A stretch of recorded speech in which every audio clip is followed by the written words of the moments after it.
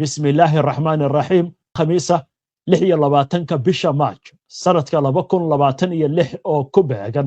تضبط بشا شوال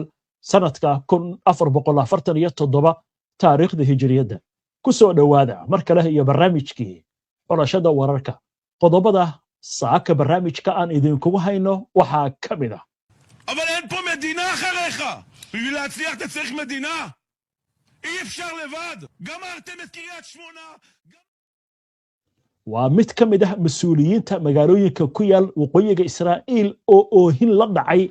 xilli toos waraysi u siinayay television isagoo ka cabanaya weerarada iyo gantaalada Xisbullah isla markaasna aad u dhaliilaya xukuumadda Netanyahu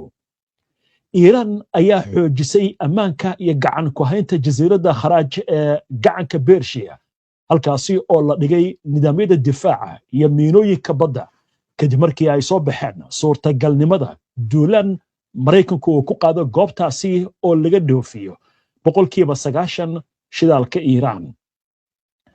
Ruushka ayaa waxa uu ka digay in dagaalka bariga dhexe uu sababo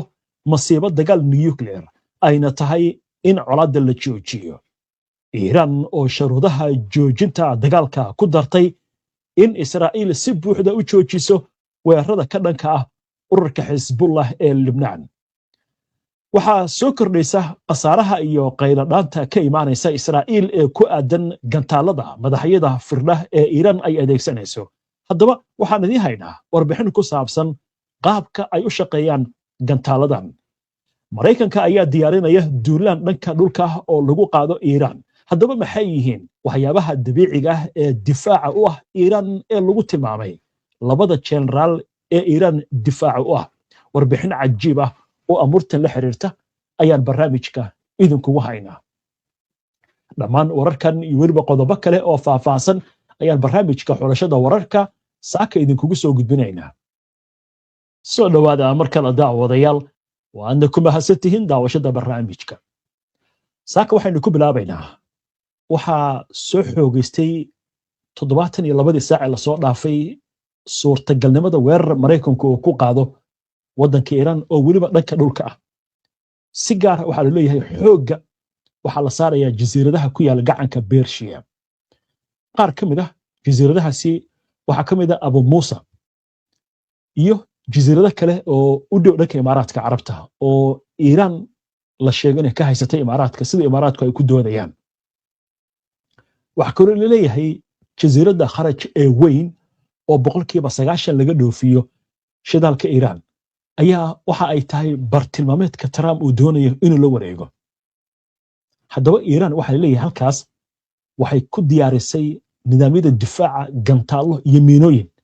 waxaan leeyahay meeshaas haddii Mareykanku ciidankiisa uu geeyo waa halis weyn aynu eegno war amurtan la xiriira oo warbaahinta Mareykanku ay wax ka qorayso telefishinka CNN ee laga leeyahay Mareykanka ayaa waxa uu soo xigtay warbixino sirdoon waxaana xalay uu tabiyay in Iran ay toddobaadyadii u dambeysay xoojisay awoodeeda ciidan ee jasiiradda Kharaaj si ay ugu diyaar garoodo duulaan kasta oo Mareykanku uu ku soo qaado halkaasi jasiiradda Kharaaj ayaa leh difaacyo dhowr lakaba waxaana la geeyay gantaalada lidka dayuuradaha ee garbaha laga rido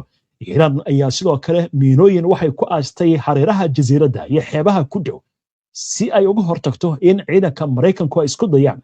in ay dhanka badda ku soo galaan jasiiradda warbixintu waxa ay sheegtay in gacan ku dhigista jasiiradda Kharaaj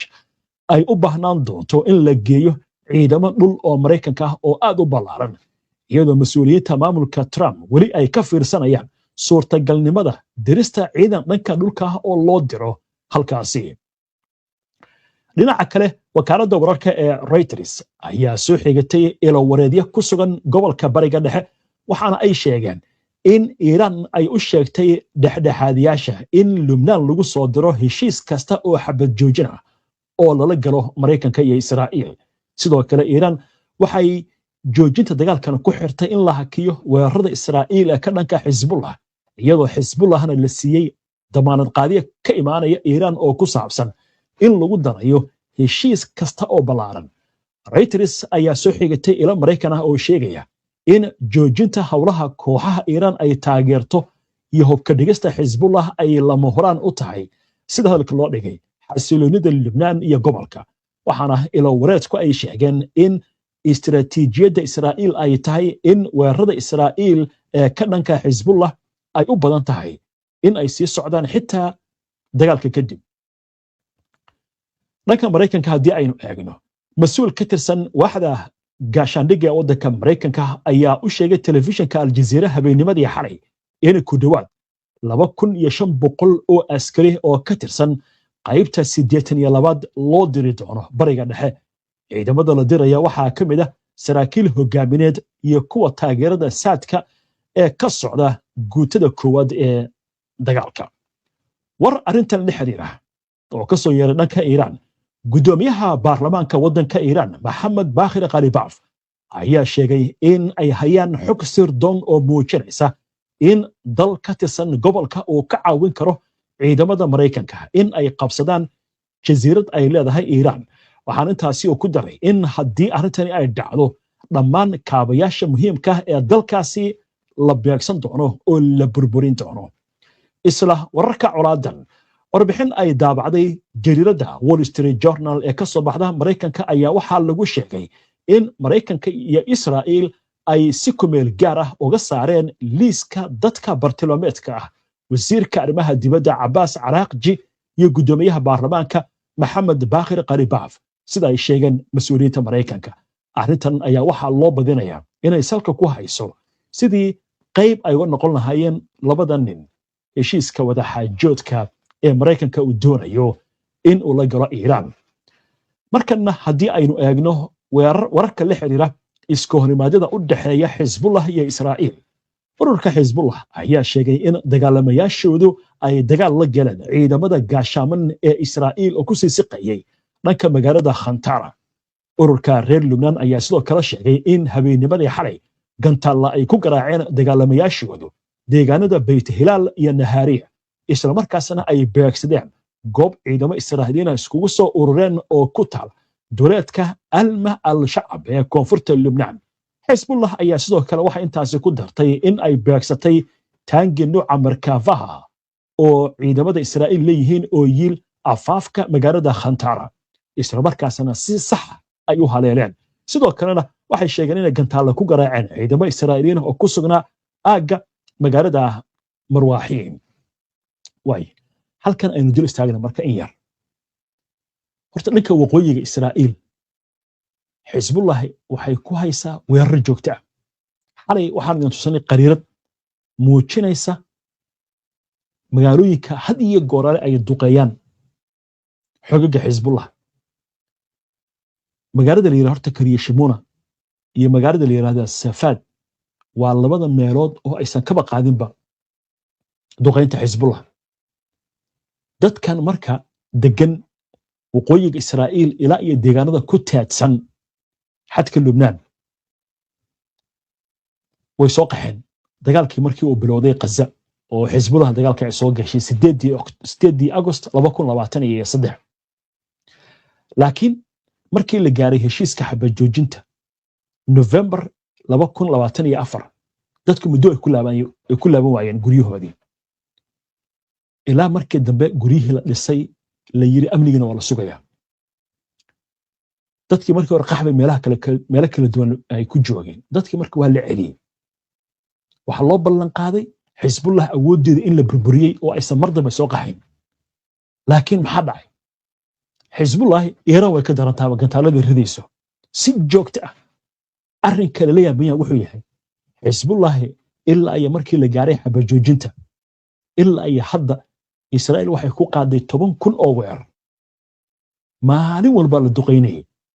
saraakiishoodii baa la dilay hogaankii baa la dilay ciidamadii ugu muhiimsanaa ayaa la weeraray Al Ridwan laakiin aduu kala sheeg xagee waxan ku haysteen Israa'iil waxay qiyaasaysaa Xisbullah inay haysato 11,000 ilaa 12,000 oo gantaal hadda marka dadkii Israa'iiliinta ay waqooyiga ku laabtay ee la yiri Xisbullah waa la jibiyay ayaa waxay leeyihiin been baa loo sheegay xagee aadna hadday u qaxaan koonfurta Israa'iil duqeyn ba ku socota oo Iiraan ba waxay ku ridaysaa gantaaladii madaxyada Firda haddii ay u qaxaan dhanka bartamaha oo waqooyigan soo xiga oo aaga Nahariya iyo Netaniya iyo ayagana waa la weeraraya dadkii marka meel aadi ma garan waayeen xalay marka idaacad television ku yaala wadanka ku yaala Israa'iil ayaa waraysi waxa siinayay mas'uul ka tirsan magaalooyinka ku yaala daanta xadka u dhaxeeya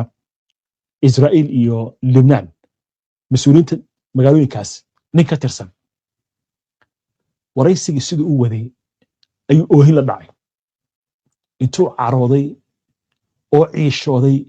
iyo dhibaatada meesha ka jirta iyo duqeynta Xisbullah haddaba muuqaalkan aynu daawano ninka waraysiga bixinaya isagoo markaasi intii caradii ka badatay haddana ooynaya אבל אין פה מדינה אחריך. בשביל להצליח אתה צריך מדינה. אי אפשר לבד. גמרתם את קריית שמונה, גמרתם את יישובי הגדר, גמרתם הכל. מה אתם עושים, ריבונו של עולם? מה אתם עושים? או שתגידו שאתם ninka marka xukuumadda ayuu dhaliilaya wuxuu leeyahay dadka degan waqooyiga Israa'iil ee Israa'iiliinta waa dadka marka loo eego Israa'iiliinta kale ka hooseeya buu leeyahay maxaa loo dayacay maxaa beentan lagu sheegay maxaa loo yiri Xisbullah waa la jibiyay hadda maxaynu sameynaa xagee aadnaa meel kasta duqeyn baa ka socota seeriga diinta ka bixiya yeeraysa ilya baar iskuma geeyno hurdo goor aan seexano ma garanayno ninkii qaylo xukuumaddu canaanaya Netanyahu intaas kaliya kuma eka waxa isna canaanaya xukuumadda nin isna ka tirsan magaalada la Kiryat Shimona inta badan waa naga maqashaan Xisbullah kama maqaado duqeynta haddaba isna aynu daawano זה לא משנה איך אנחנו נסיים את הזירה בלבנון או את הזירה באיראן אם הפסדנו עיר במדינת ישראל זו הפעם הראשונה שעיר במדינת ישראל הולכת 10,000 תושבים היום בקריית שמונה ואתם מצפים מהם עוד חודש או לא יודע כמה אפילו איך אמר קודם לא יודעים אפילו עוד כמה להישאר במציאות העגומה הזו אתם חושבים שישארו שם? ninkaasina wuxuu leeyahay maxaa noo hayaa marka difaaci aaway meel aan garan mayno magaalooyinkii kale waxa loo sameeyay aagag difaac dhulka hoostiisa laakiin anaga maalin walba oo nala duqeynaya aaway ciidankii aaway awoodii Israa'iil ee lagu tala galay in ay difaacdo dadkeeda maxaa dagaalkan loo geliyay haddii aan la difaaci karin waa duqa magaalada Kiryat Shimona way qodobkaas halkaas aynu kaga gudubno markan waxaan u gudbaynaa ruushka oo ka digaya dagaalkan inuu sababi karo dagaal nuclear haddaba wararkan iyo waxa ugu dambeeya aynu eegno wakaaladda wararka TASS ee laga leeyahay waddanka ruushka ayaa waxay soo xigatay afhayeenka wasaaradda arrimaha dibadda ee waddanka ruushka Maria Zakharova waxaana ay ka hadashay halista dagaalka bariga dhexe oo keeni karo oo ah dagaal nuclear Zakharova oo dadka wararka fidiya kula hadlaysay magaalada Moscow ayaa waxay sheegtay in xaaladda gobolka ay horseedi karto masiibo nuclear waxaana carabka ku adkaysay in wadahadalladu ay yihiin jidka kaliya ee macquulka ah ee looga bixi karo xiisadda halista ah ee Mareykanka iyo Israa'iil ay ku riixayaan bariga dhexe iyo caalamka afhayeenka wasaaradda arrimaha dibadda ee Ruushka Maria Zakharova waxay sidoo kale ku eedeysay Mareykanka in uu uga faa'iideysanayo wadahadallada nuclearka Iran in uu ku daboolo weerarka dhinaca Iran iyadoo ku tilmaamtay arrintaasi qursi cad oo dhanka diblomaasiyadda Zakharova waxay ku celisay in Ruushka ay ka go'an tahay joojinta rabshadaha iyo bilaabidda wadahadal horseedi kara xal waara iyadoo Moscow ay sheegtay inay diyaar u tahay taageero ay siiso arrimahan ay ka geysato qorshaha nabadana ay siiso way inta marka laga gudbo habeennimadii xalay wargeyska Financial Times ee ka soo baxa London wuxuu qoray Ruushka inuu Iran siiyay diyaarado drone markii hore waxaan maqli jirnay diyaaradaha drone-ka ee loo adeegsado dagaalka Ukraine ee shahiid 136 ama shaahid 136 Iran baa bixisa markii hore arrintu sidaas ay ahaan jirtay laakiin arrintu way isbedeshay waayo Ruushka wuxuu ka samaystay gudaha waddankiisa warshado lagu sameeyo diyaaradahani arrinta marka waxay keentay Iran hadda inay u baahato diyaarado oo lagu caawiyo Ruushka marka waxa leeyahay diyaaradihii buu siiyay Iran wargeyska Financial Times ee macluumaadkan qoraya marka waxba isku imaanaya shalay waxaan idin soo gudbinay diyaarad F-18 in Iran ay gantaal la heshay weli waa la soo duubay muuqaalkii baa la soo bandhigay waxa leeyahay Iran waxay heshay hub casri ah arrinta marka waxa xaqiijinaya mas'uul Iiraaniya oo ciidamada Iran ka tirsan baa wuxuu leeyahay waxaan haysanaa hub istiraatiiji ah oo casri ah oo weli aynan isticmaalin maalin hore maxaa la soo riday diyaarad F-15 ah maxaa ka sii horeeyay F-35 oo markii ugu horeysay taariikhda dagaal lagu soo rido hadda marka waxa leeyahay diyaaradihii Mareykanku ku faani jiray ayaa sida shibrihii loo soo daadinaya meesha marka waxa leeyahay Ruushka ku jira maxaa kaloo marka arrinta cadeynaya Israa'iil ba waxay duqaysay warshada Bushner la yiraahdo nuclear-ka nabadeed looga faa'iideysto tamarta iyo korontada ee dhalisa warshadan marka waxay saami ku leh Ruushka waxa ka shaqeynaya dagaalka ka hor 450 saynisyahan oo Ruush ah 250 marka dagaalku bilowday ayaa la qaxiyay laakiin 200 kale way joogaan dagaalkii bishii June dhacay 12 maalmood socday hal mar lama duqeyn laakiin hadda duqeyn baa lagu bilaabay warshadaas waxa kaloo la duqeeyay dekad ku taal badda Caspian-ka oo dhanka Azerbaijan xigta oo Ruushkana uu isticmaalo marka waxa leeyahay meesha waxa ku jira arrin ah suurtagal in tahay Ruushka in Iran gacanta markaan wax u ka saaray oo iman doona wararkaasi wuxuu ku soo kordha goordhow waxaan u gudbaynaa dagaalkan waxa suurtagal ah dowladda dhulka in lagu qaado Iran ama jasiiradaha la isku dayo in la qabsado haddaba maxay yihiin waxa la yiraahdo labada generaal ee dabiiciga ah ee difaacaya waddanka Iran maaha generaalka caadiga ah waa generaal Ilaahay sameeyay waa juqraafiga oo Iran difaacaya warbixin baan kaga haynaa sidoo kale gantaalada madaxyada firdha qaabka ay u shaqeeyaan waa gantaalada Iran ee isticmaalayso oo Israa'iil ay ka qaylisay intaan u gudbin qodobadaasi iyo kuwa kale aynu ku hakanno qadar xayisiina soo dhawaada marka la daawadayaal waa hagaag haatan waxaynu u gudbaynaa iyadoo suurtagal ay tahay baa leeyahay duulaan dhanka dhulka Mareykanku inuu ku qaado Iran inkastoo arrintaas laga digayo ayaa haddana dhinaca kale waxa leeyahay waddankan Iran wuxuu leeyahay nidaamyo difaac oo rabaaniya warbixin amurahan ku saabsan waxa soo jeedinaya wariyahayaga Yahya Ciise inkasta oo dagaalka socda ee ka dhanka Iran lagu muujinayo dhinaca tiknoolajiyadda oo u janjeera Mareykanka iyo Israa'iil sababtoo ah awoodda ciidamada cirka ee xakameynta iyo kormeerka ay bixiyaan shabakadaha sirdoonka haddana arrinta macquulka ah ee qotada dheer waa in iska horimaadku uu ku saleysan yahay qaab juqraafi ahaan majalada Foreign Policy ee kasoo baxda Mareykanka ayaa daabacday maqaal ay qoreen Arash Reisinjad iyo Arsham Reisinjad kuwaasi oo ku adkaystay in sareynta militariga Mareykanka iyo Israa'iil kaliya aysan u baahneen inay go'aamiso dagaalka iyaga oo sharaxay in Iran aysan ahayn bartilmaameed lagu jabin karo oo kaliya duqeymaha cirka sababtoo ah waa dal leh istiraatiijiyad qoto dheer iyo dhul buuraley adag oo ka dhigaya duulaanada ka dhanka dhulka mid khasaaro badan oo waqti dheer qaata sida taariikhdu marar badan ay cadeysay sida ay qorayaashu sheegayaan istiraatiijiyadda Iran waxay ku dhisan tahay adkaysi iyo in la daaliyo cadowga iyaga oo ka faa'iideysanaya buuraha iyo dhulka beeraleyda sare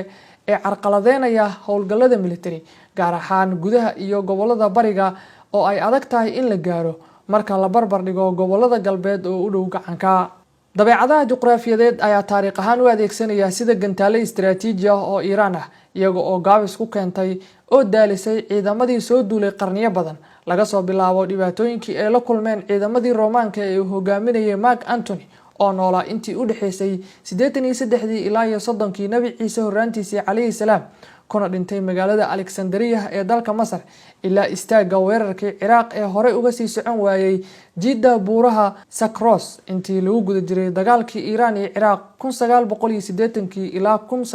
1988 juqraafiyadan ma ahan oo kaliya inay adkeynayso weerarada balse sidoo kale waxa ay siinaysaa Iran awood ay ku qariso oo ay ku dhaqaajiso xarumaheeda xasaasiga taasi oo yareynaysa waxtarka duqeymaha cirka ah laakiin juqraafiyadu kuma koobna dhulka oo kaliya waxay sidoo kale saameynaysaa badda iyada oo loo marayo goobaha istiraatiijiga ah ee Iran u dhow marinka Hormuz oo kamid ah halbowlayaasha tamarta ugu muhiimsan adduunka halkaas oo qayb weyn oo kamid ah saliidda iyo gaaska adduunku ay maraan tani waxay siinaysaa Tehran awood ay ku sameynayso dhaqaale caalami ah xitaa iyada oo aan gaarin guul military oo toos ah iyada oo ay ku filan tahay inay u hanjabto inay carqaladeynayso maraakiibta iyo inay kor u qaadayso qiimaha ascaarta sida shidaalka